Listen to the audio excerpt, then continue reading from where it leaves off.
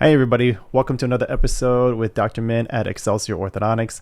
Today's episode, we're going to be taking a look at a case example of some early interceptive treatment, also known as phase 1 braces. Really good case for you from beginning, middle, and the end. Let's jump right on into it. But first, if you like the content we have here, be sure to hit the like button, subscribe, and comment below. Let's jump right on into it. Early interceptive treatment. So meet young Catherine right here. At this age, I believe was around just under 8 years old at this time frame. For her personally, she didn't have any major concerns about her actual smile per se or her teeth in general. Mother just came to me and said, hey, take a look at all of my kids. I'm like, there's a good chance of all of her kids, she might be the one that least needed treatment. First thing I noticed in her case right here, I noticed her upper lip was actually a little bit strained. So what does that mean? When teeth tend to stick out really far, instead of having the lips totally relaxed to be able to show any teeth display, there was a slight lip strain just so her lips can cover her front teeth. So right away, when she actually smiled, I really don't see a whole lot of teeth display. The normal amount of teeth display, you really want to have like 1-2 millimeters of gum tissue in the entire tooth to actually be shown. Where in this case, you really don't see any of her teeth, like at all, especially on the front. So you can see right on that middle philtrum right there, where the upper lip just kind of like curls up over. Next thing I look at here is the profile. Profile here, nice and even, but the first thing you notice here, remember what I talked about, like the whole lip strain ordeal. So you can tell the upper lip is just really trying to curl around here around those like front teeth. It makes it almost like her lower jaw is like more deficient than what it like really is. Right away, that's like the one thing that I kind of noticed. When she goes to smile here, can't really tell because the upper lip is kind of covering the teeth, but the ideal position of the front teeth should actually be right in line with her forehead. So if you draw a line straight down from the head point of her forehead, straight down, her upper teeth were sticking out like a good few millimeters. This is her compiled all together. Again, a little bit of a lip strain, not a lot of teeth display. Teeth really stick out really far. Let's jump right on in and see what the teeth actually look like. Right away, I notice a big huge space right here and a frenum attachment. So this frenum attachment is definitely a culprit for keeping this gap open right here. Can't really tell at this angle, but these teeth actually stick out like a good 8 millimeters or so on both sides. Definitely tell a lot more at this particular angle. Okay, so what first thing I noticed though when we got this picture is the teeth actually have spacing. So when I see spacing and I know the teeth stick out, I'm like, good, that's enough for me to get those teeth, pull those things back as much as possible. Okay. Little class 2, am I concerned about that? Not really. She's growing. Not concerned about that at the moment. I'm just concerned at how much these teeth kind of stick out and the spacing. And how do I use the spacing to achieve our goals of perhaps maybe pulling those upper teeth back. So when you actually look at a picture of the upper arch, another thing I noticed, it's a little bit narrow, ever so slightly, and you actually get a better view of the amount of spacing that she actually gets right here. So if I'm going to ballpark it, I'll say, well, this is like 1.5 millimeters, another 1.5, so that's 3, another 1, that's 4.5, plus another half, I'll be at 5. Okay. So we got like, what, 5 millimeters of spacing perhaps? I don't have a ruler right here. But let's say 5 millimeters of spacing, then I know I can retract about half that amount. Right here, a little bit of crowding, not a huge concern. Everything actually fits right in there. But yeah, while we're already in treatment, I might as well just go ahead and straighten up those bottom teeth. Okay. Again, we have good amount of spacing, a little bit of crowding on the bottom. What are our main goals?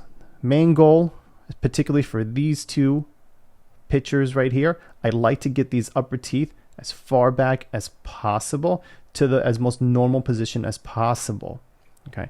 Another thing I like to improve upon is the smile display. How do we get her to show more of her teeth? and have less of a lip strain, I'll say. How do we have less of a lip strain? Okay.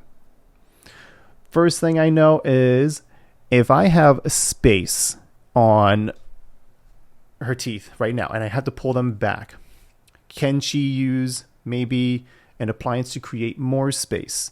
Yes. An expander appliance. This is probably the most common across the whole orthodontic world in terms of treatment, comprehensive treatment, or even early treatment. And definitely most likely an early treatment. Probably 99% of my early treatment patients all have like pretty much an expander appliance. What does this actually do? It will actually not just like widen the teeth, but the upper bone has not actually fused together yet. So you can actually split that in a safe manner with this appliance where we get this thing scanned up, we get it made from a lab, and you turn this key, okay? This key will actually widen up, split the upper maxilla in half, and kind of wind up a little bit more. So in young Catherine's case, I know we have like a good amount of spacing that's currently there.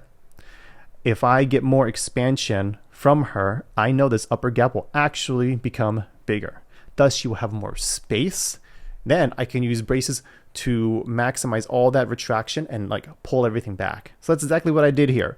This is actually the day we removed the expander, and I was able, and while the expander was already there, I used the braces to kind of consolidate all the spaces. And that's what you have right here. Now we go from like a little bit more of a narrow arch to a much broader like U-shaped arch form here. Throw them some lower braces. I knew this wasn't going to take very long. This is just like a few visits just to progress in wires to get a nice arch form and just get these lower teeth nice and straight for her. When we compare what it was in the beginning, tell already all the alignment is all matching up like so. All spaces are closed. I'm not too concerned about this particular space here or here, mostly because I know my permanent canines are going to drop in these areas. Okay, I don't want to have to completely close those, but the main goal of being able to expand, broaden up her arch, consolidate the spaces with braces have been accomplished. Same thing with the lower. Didn't take very long to get these teeth straight. Put the braces on. The wires do a lot of the tricks. My job is to put them in the ideal position, and then I just look like a genius with the wires working. Right here, some progress as far as how much the teeth actually retracted and closed all their spaces. Here's on the right side and here's on the left side right here. Okay. If we compare it to where she was in the beginning, I mean, she goes from 8-9 millimeters of overjet, which is how much they stick out, to probably like, I'll say 4 millimeters of overjet. Again, she's growing. She's really, really young. Like peak growth will happen in like probably like a good like 4 years from now, where the lower jaw and everything is going to try to catch up and reduce this overjet. So again, but you see the angulation, see how much more upright these upper incisors are versus her befores. How much these are just angled out really, really far forward versus where she's at in this progress. Frontal photo of all the teeth, pretty leveled, nice and straight. Hygiene's pretty good. Not too many concerns right now.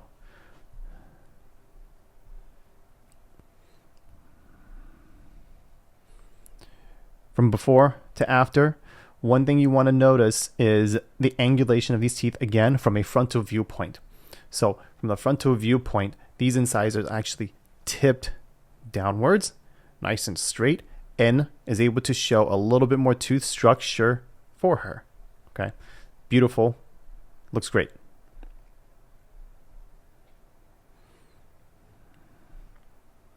Nice little progress of her smile right here. She's already improved dramatically as far as just smile display, which is one of our main goals. How do we improve the smile display? You see a lot more tooth structure. She has a lot less upper lip strain and trying to cover up her teeth in the front. Okay, got the teeth straight, consolidated all spaces, retracted everything back. What does it ultimately look like? Let's jump right in. Bam. Look at that.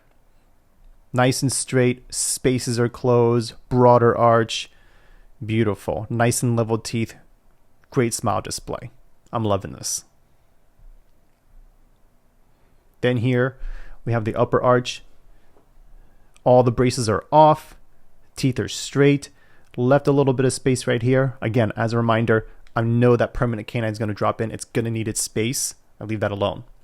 What you see here is what's called a fixed retainer. I don't do this on most of my cases, but in her case, I knew she had the lip frenum where it would actually fight to keep that space constantly open. So I didn't want her to go through school and until she was ready for phase 2 treatment, trying to fight this with like just my retainer alone. So I went ahead and just glued in this fixed retainer on just these front 2 teeth.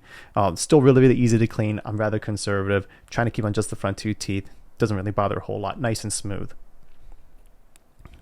Beautiful result on the bottom. Nice and straight. Braces off again.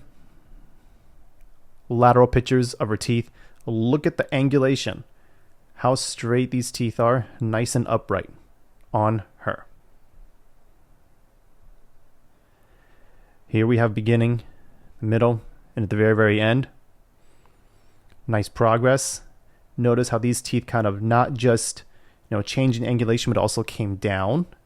And all spaces are nice and closed. Here, downwards, spaces closed, braces off. Let's take a look at some progress from the beginning, middle, and at the very, very end. Beautiful. I'm loving this. This is great. Beginning, middle, and the end. Very satisfying to see. Okay. This is the goal. I know we have plenty of space for the permanent teeth. It looks wonderful. Nice broad arch form compared to more of like a V-shaped arch form. Spaces are all consolidated. Teeth are retracted. They're not sticking out. It's awesome. Let's take a look at some progress again. Beginning, middle, and at the very end. Beginning, middle, and end on the lateral side. Left and right sides. Notice the angulation of the teeth dramatically improved in such a short amount of time.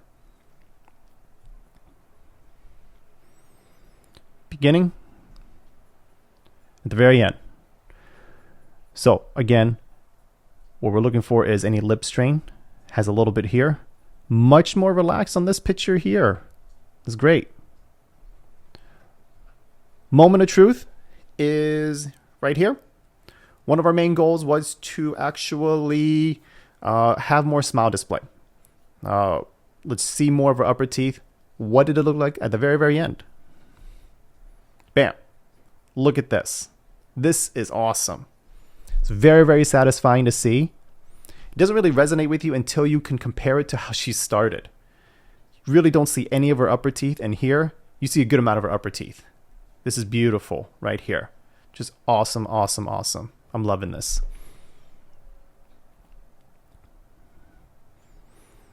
Now, next shot is actually one of my most favorite results, and just a dramatic improvement on a profile. Remember, back in the beginning, I'm looking at this upper lip curl. How is it going to look like by the time I retract all of her incisors coming back? Okay. Look at that. This is such a huge improvement. I knew I was going to get like a good amount of improvement. I didn't know how much it was going to be until I got this picture, and then I compared it to where she was in the beginning. What you look for is like the nose relationship. If you wanted to like quantify something, relationship of a line from the nose to the chin, and how do the lips fall? Much more relaxed, doesn't stick out as much. You forget she looked like this when I see a picture like this one. You can tell this is how she's naturally supposed to be. So we were able to deliver. Remember, another goal for this case, what you're trying to aim for is you want to get those upper incisors to fall in line with like a straight line from her forehead straight down. So what did we get? Beautiful. Hair is a little bit of the way. This photo still turned out great. But imagine dropping a line straight from the forehead straight down. These teeth just fall right in line. In this case, might be slightly behind. Okay, so beautiful, beautiful. So that's another major goal accomplished. when we see her smile display improvement before, middle, and at the very, very end. Now you want to find reasons as to like why I enjoy my job so much, why I'm fortunate to be in this opportunity, and the amount of school that I've done is to get results like this. To be able to transform someone's face to go from here, progress, and at the very, very end, all in a span of 12 months. Results like this is what reminds me why I enjoy my work so much. It's very, very satisfying to see the reaction on their faces, see the reaction on the parents' faces when we get everything off. And it's even more dramatic when we're able to compare how their child looks now versus when it was like 12 months ago. Beautiful, beautiful. And there you have it, folks. Final result from Excelsior Orthodontics. Took about 12 months in this time frame. Saw each other around every 6 to 8 weeks. Expander, some braces. All the major goals were accomplished. Definitely look forward to her seeing where the teeth fall and how her growth is when she goes to phase 2, which is closer to like 11, 12, 13 years old. But this is great.